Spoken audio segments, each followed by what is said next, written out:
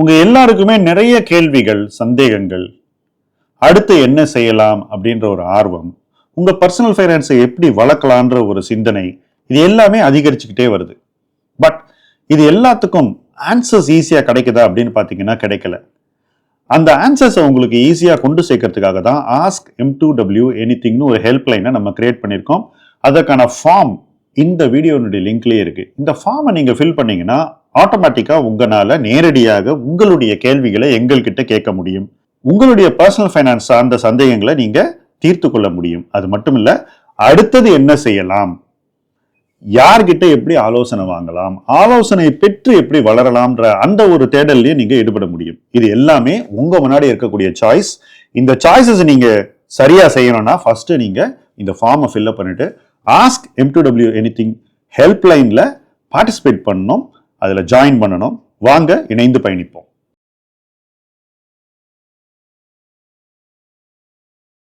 The way that I'm visualizing what you're talking about is that an investor develops 3 layers in their personality in this journey. So the first layer is that of a trader, and then they become more of a compounder, and then you get to the wealth creator stage. Now this is obviously a long journey. There are a lot of transformations that happen, and you'll retain elements of the older personalities throughout this journey.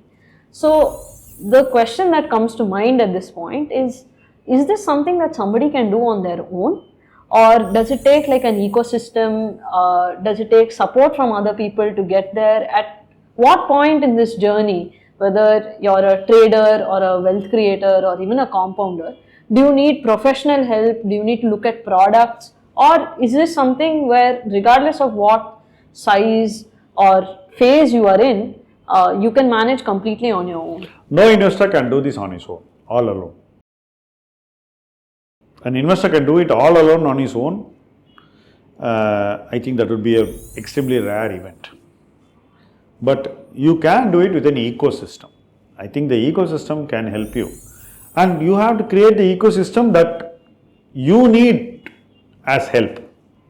For example, my ecosystem today won't help you. You need a different ecosystem. Somebody who is studying today in school and wants to become an investor, there are a lot of young people who come like this. They need a different ecosystem, right? Somebody is a fund manager managing billions. He needs a different ecosystem because the demands of your role as an investor are quite different at different stages of your life. And according to where you are, you need to build an ecosystem. So even if you build an ecosystem when you are, let's say, 21 like I did, my ecosystem today is not that ecosystem. It's very, very different, vastly different. A lot of investors continue with the same ecosystem, the same friends, the same conversations, the same biases, the same convictions. I think that is something that can become stale. It can become a problem at some point. So you need to, constantly reinvent yourself. You need to imbibe new things, and you need to embrace new learnings. You need to be open to new thought processes, new people. I think this is very different from, let's say, if you are in a regular job where you are learning from 1 or 2 people, and it's a very cozy ecosystem. This ecosystem cannot be cozy forever. It has to be disrupted at different points in time, and your ecosystem should evolve, and you should evolve in such a way that even if you are moved from one ecosystem in one phase of your life to another, you should also be able to peacefully coexist with all these ecosystems, taking what you want from them. So that is a very, very different things. Just like your personalities are also changing and evolving, your ecosystem is also evolving. The same people won't be there in each ecosystem, but you take what you want from each set of people in a nice way. You don't say, I have outgrown these guys, I don't need you guys, I'm not going to talk to you guys. You never do that with anybody. So basically you evolve, your investing evolves. Whenever your investing evolves, you need a better ecosystem. And you need to evolve before your investing evolves, so that you are able to first identify that ecosystem. So it's personal evolution, professional evolution in a virtuous cycle in which so many people play a part. Now, if this can be done like some kind of a, one-man show type. I'm willing to respect that, but I don't think it's so easy. I have not seen too many people do it. I have not heard also. Okay. Speaking from a finance professional perspective, right, I think today's market has a lot of great fund managers, whether you're looking on the portfolio management side, the mutual fund side, you have very good managers in the ecosystem that someone can adopt. Yet, one thing that we hear from a lot of investors is that, if I did it on my own, I would sort of save on these fees and my performance would translate. Specifically, if they're in the habit of using apps, I think this data point is constantly flashed at them. So, where is this trade-off that actually occurs, and do investors get more from professional management than just what you're talking about in terms of fees? What is the value addition? Because there must be a financial component, but there's also a component that's not so easy to measure, which is the non-financial part. So I see these wonderful Excel sheets which people are peddling. This Excel has become a weapon of misleading people. So this Excel sheet which says that, if you did all investing on your own for 25 years, this is only the level of fees you would pay. If you did the same investing with a guide or distributor or advisor, you will give so much money.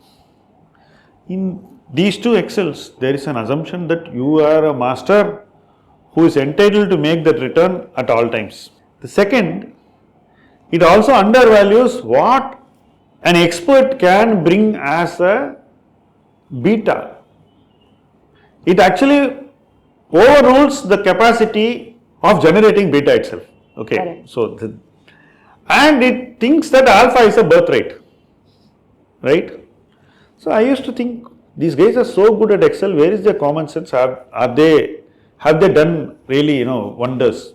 Many of these people become more vociferous in bull markets, because at the time it's easy for you to claim that I did so much on my own, nobody helped me, I didn't need anyone. And then one bear market. In the bear market, you don't see these guys that much. They start saying, you need to hang in there, you need to hang in there. They will not at the time talk about making alpha easily. They will not say it's a birthright. They'll say, no, sometimes you will make loss. They'll change the narrative completely. And over and above that, there will be no mention of beta. Zero mention. They'll go silent on beta. The beta arguments always come out in bull market. In bear market, they'll try to see somebody who is temporarily underperforming and make the example out of that person. Say, look at this guy.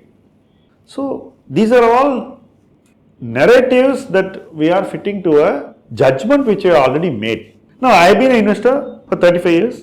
I have had a very reasonable beta. I don't want to, this is not a place to, say how much more, but it's significantly higher than any benchmark that you can fit my investing into at different points in time. So when I hear these guys say, you can't beat index, you better, I kind of feel that how can somebody with such limited competence make these judgments on alpha and beta in a country like India? See, I think that generalizing these things is being unfair to the professional who is committed to perform. You are chasing people away from committed professionals into your own island of mediocrity. This is what I find wrong. And I think that tomorrow, even if I am not able to generate this beta at some day, because sometimes you can become redundant in what you do. It is possible. But even on that day, I am telling you, there will be somebody else who is relevant, who can do it. I have that confidence. That redundance is my own. It is not a redundance of the investment manager as a collective. It is not a complete failure of investment managers. It is a failure of me, the investment manager. It is not the failure of the craft. If somebody says the craft will fail, I am almost 100% certain that that person doesn't have an iota of craft in him. Anyone who has got even moderate craft will respect better craft. Like if you say all these guys will fail, it means that you are just a product of incompetence and envy in all the wrong proportion, mixed up. Unfortunately, in our society, fee is being used as a weapon by those who have these two in abundance. That's true. Okay. Now, because you pay a low fee, you are not getting a better investment experience. Because you pay a high fee, you are not guaranteed a better investment experience. Right? In both circumstances. So, you need to choose the middle ground. No? You can't take extreme thing that if you pay fees, you are sure to get experience. Or if you don't pay fees, you will still get experience. Both are wrong arguments. If you are paying, you know what you are paying for.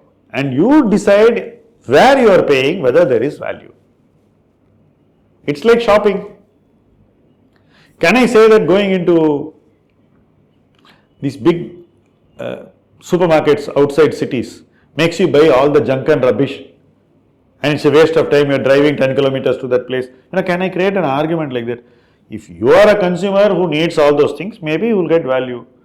I don't need to go there. So I restrict it to my own personal judgment. I don't generalize. So I think that generalizing based on expenditure is wrong, because somebody may need to spend that money to get what he wants. He badly needs it. And somebody else may not need to spend at all. He can go to a Robinhood or a Zerodha and take care of himself. Okay. But these generalizations are manufactured generalizations, and I think there is an industry that we have built out of these generalizations. Somebody is selling some webinar, somebody is selling something else, and somebody is making money out of all this. That's also something that I've seen. Somebody is getting advertisements for the videos he talks like this. So all this is like, it's like, it reminds me of Animal Farm where the pigs take over, right? These are the pigs of the investment world, and they are so Orwellian that sometimes I just think that it's the fate of those who get ruled by these pigs that they have to be ruled by them. It's as simple as that. I mean, I'm saying in plain language because that is what they are. How can you mix incompetence and envy and create an expert? It's a tough ask. Yeah, that's the problem. And I say this that even if one day I am not an expert, there will be somebody else. That is the point. I'm not saying that I am the expert in perpetuity. It is likely that one day I may not be an expert, but I have been able to prove my expertise for long enough, longer than these idiots. Yes. So when I hear that, I feel that they are not only misleading a lot of people, but they are also, they are kind of rubbishing young people who can actually become better than people like me. I find that doubly offensive. There's been a lot to take away from what you said. I think for the mathematically inclined investor, looking at the alpha and beta components would actually make sense, because alpha is what is very clearly visible, but beta is something that you have to really dig deep and sort of discover yourself. And what you said also, right? You have people who are weaving these stories and narratives which may suit them, but it actually doesn't suit everyone else. And as we come to the close of this conversation, one thing that I wanted to talk about, which was something that you mentioned early on, was your journey as an investor, right? This was really something that you pursued as a personal interest, and you've built it to a certain level. And at the same time, somewhere in this journey, you decided that it wasn't enough to just focus on your wealth, and you also created ITHOUGHT. So what was the thought process behind that, and what were the kind of values? What did you see as a gap in terms of creating this company? Because most successful investors that we've seen don't really get into managing other people's funds, right? It remains very close-knit with close friends and family, but doesn't reach a broader audience. See, I think what I noticed in the financial services industry related to investing, that is the mutual fund and the AMC and the PMS and all these places, was they had a lot of potential to be more investor centric, but they were more like manufacturers, right? I believed that a manufacturer could be very investor centric at a time when it was actually difficult to believe, 2008 type of time. and before. But manufacturers had some hesitation to becoming as investor centric as they could be. Today it is not the case actually. Today you have multiple manufacturers who are adequately investor centric. So at that time I thought that there was a gap on the other side where you stand with the investor. Nobody wants to do that. Nobody wants to stand next to the investor, I'll be an advisor, I'll do this for you. Nobody wants to do that because somebody who knows the craft well thinks it is below his dignity to stand on that side. Honest opinion. They are ready to be on this side. Nobody wants to be on that side. I thought that was an interesting challenge to take on in 2008-9. Where you say that I can be a manufacturer, I can have a PMS, I can make income immediately. I could have done all these things. In fact, my friends who are already portfolio managers, some of whom are very prominent names, my friends who are CIOs or fund managers, many of them had risen the ranks to become that, were asking me, what the hell are you doing? Why do you have to do all this nonsense? Right? So I said that I'm seeing an interesting opportunity on the other side where you become a buy-side guy in the same thing that these guys are doing. So when you go that side, the first thing I found very difficult to deal with was this noise that, buy-side guy, you are only there to be a leech on the investor. This is the narrative which all these guys who don't like the buy-side job and won't do the buy-side job, but because they think that somebody who is advising a investor is a sell-side guy. He is basically clubbing him as an agent of the manufacturer. Now I felt that that is a very interesting space to be a completely buy-side guy. And I set up, I thought purely with that concept that I wanted to prove that concept. That was all. I had not thought about what it will become, how much we will be, whether we will be able to make money. And initially I was only spending my money. It's not as if I was making more money than I spent for a very, very long time. So those who knew were laughing at me in a nice way, not in a bad way, that gone crazy, nuts and doing all these things. Those who didn't know what I was doing were telling me that, he's come to become a leech who will take money from investors and live well, which I didn't need at that time itself. I had already reached a stage where I was quite happy with. And over the 5-7 years, my growth as an investor was significantly higher than the phase before I started doing this actually, which is something which I myself can't explain how it happened. It's just that the intensity of what I was doing, the way I simplified my life played out in a certain way where my personal investing grew exponentially while I was doing this work for others. But still that thought process about me in the public eye was the same. So we continued doing that. And we became a manufacturer 10 years after doing this buy-side job along with the investor. And those 10 years taught me a lot of things, that people look at relationships in a very mercantile way. You make them rich, but they think they gave you money. You do so many things for them, they don't even see what you have done and how you have done it for them. People just don't notice. They only look at kitna mila, how much did I make? That's all. They have no value for how it was made, what investment experience you are given. So that taught me a lot. And I enjoyed it, those 10 years. Then it was a flip back to manufacturing, because there I was wondering, how can I give this experience to more people? Because advisor can't advise more than 1,000 people. So you have become like the guy who is selling vada pav every day to 1,000 people. Then your impact is restricted to those 1,000 people. You are not going to, it doesn't really excite you that much. So then I said that, okay, now we are becoming a manufacturer. And how do we do products which a lot of people can comfortably own? That was the next stage. But I didn't stop working along with this small investor. I was always looking at how can we work with small investors. Because everybody is busy misguiding the small investor in our country. Because Everybody sees more opportunity to make money out of the small investor. Because the bigger investor is at least more evolved, so they think, or difficult to, hoodwink. I've been thinking even those 5 years, the second phase from 2019, how can you do a better thing for the small investor? Because if you take an investor at start and take him to, let's say, 1 crore, and I assume that you can do it for a lakh of people, the impact will be much bigger than making huge income by managing a few people's money. Because the social impact is huge, your satisfaction is huge, and how you are making so many people believe in something is completely different from just working with a few people and making money. And as luck would have it, my personal evolution has been at a pace which makes me not at all worry about how much money I make doing this. Absolutely zero.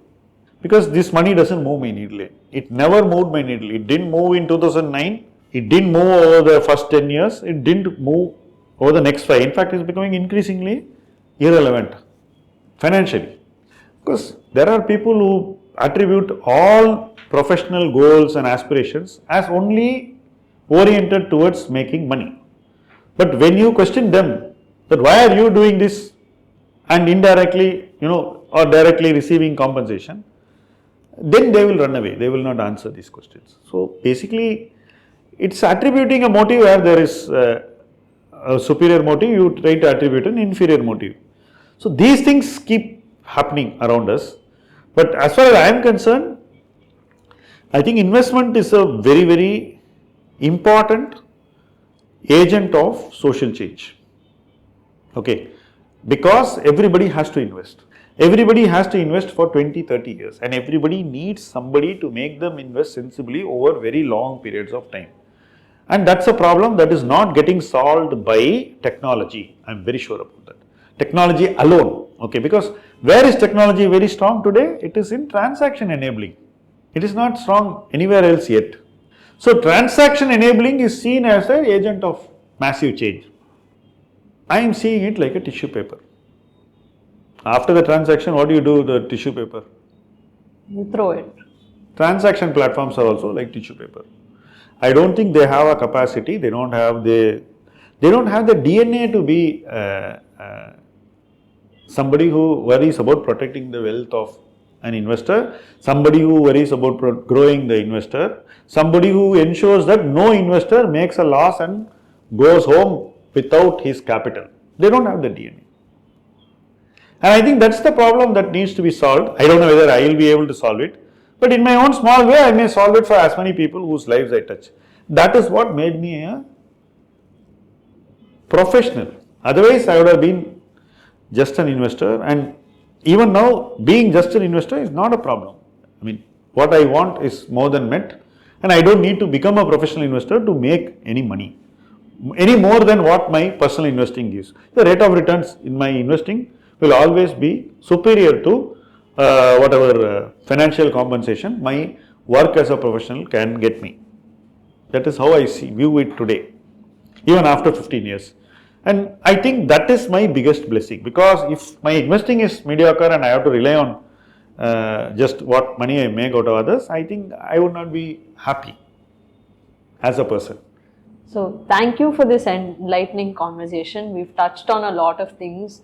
I think we've talked about the success of a DIY investor, the pitfalls that they might face in this journey, what kind of holds them back, how they can grow from wherever they are, the phases that they'll experience as they grow, right? So your phase of being a trader because you want to make money, and then growing from there to becoming a compounder and thinking more long term, and then from there scaling up to a wealth creator where you're actually thinking much larger figures, you're aiming much higher, you're actually bringing out your full potential into view. And then we've talked about the narratives that are there in the market which counter or rather run counterproductive to what a wealth creator should be doing today. And we've also talked about why you built iThought and who the ideal iThought investor is, right? Who are we servicing as a firm? So thank you for all of this. I hope our viewers enjoy and are able to take away something from this conversation. Thank you, Sam. Thank you for all the questions. Thank you. I enjoyed talking.